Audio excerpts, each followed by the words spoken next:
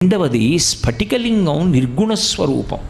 స్ఫటికలింగం దగ్గరికి వెళ్ళి కూర్చుని దానికి జరుగుతున్నటువంటి అర్చన చూసినా, దానికి జరుగుతున్న అభిషేకం చూసినా అసలు పరబ్రహ్మము యొక్క స్వరూపము అవగతమవుతుంది అన్నారు.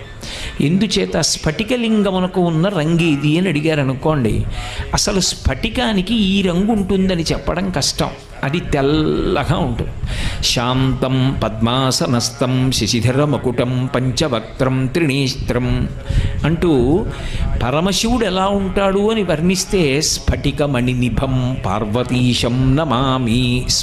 స్ఫటికమణినిభం, స్ఫటికం ఎలా ఉంటుందో అంత తెల్లగా ఉంటాడు.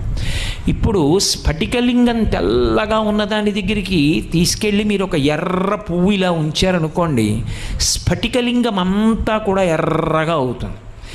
ఇప్పుడు ఎందుకు ఎర్రగా అయింది? దాని ముందుకు ఒక ఎర్రటి